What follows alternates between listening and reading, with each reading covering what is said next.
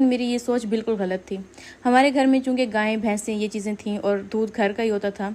एक बार मैं अपने बच्चे को दूध पिला रही थी और वो पीने से इनकार कर रहा था, तो वो दूध मैंने पी लिया और मेरी खाला ने इतना तमाशा किया कि अब मुझे पता चला कि दूध कहाँ जाता है। मैं तो समझती थी कि कोई बिल्ली आकर पी जाती है ये वो।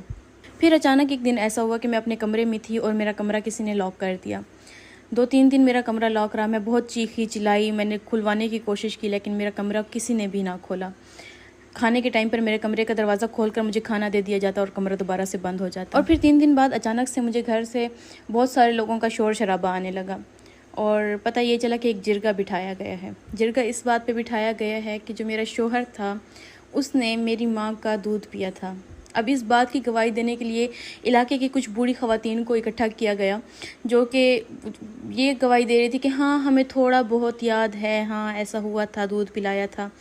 कोई 1 हफ़्ते के लिए जो है वो इसकी माँ बीमार हुई थी, तो जो लड़की है उसकी माँ ने दूध पिलाया। तो इस निस्बत से जो दोनों मियाँ बीवी हैं ये बहन भाई हुए। 4 बच्चे थे उस वक्त उनके, वो खातून बताती। बहरहाल सारे बहस मुबाहिसे के बाद ये बात जो है वो फ़ैसला हुआ कि अब इनका रिश्ता जो है वो शक में चला गया है, तो इनका एक घर में मियाँ बीवी के तौर पे रहना नामुमकिन है। बहरहाल हमारी तलाक हो गई और फिर मेरी शादी एक 50 साल के बूढ़े से कर दी गई और मुझे मेरे बच्चों से जुदा कर दिया। मैं अपने बच्चों के लिए तड़पती रही।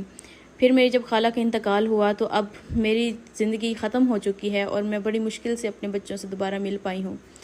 तो ये एक ख़ातून की कहानी थी जिन्होंने ऐसे हालात गुजारे हैं कि हम लोग सोचें तो हमारी रूह कांप जाए।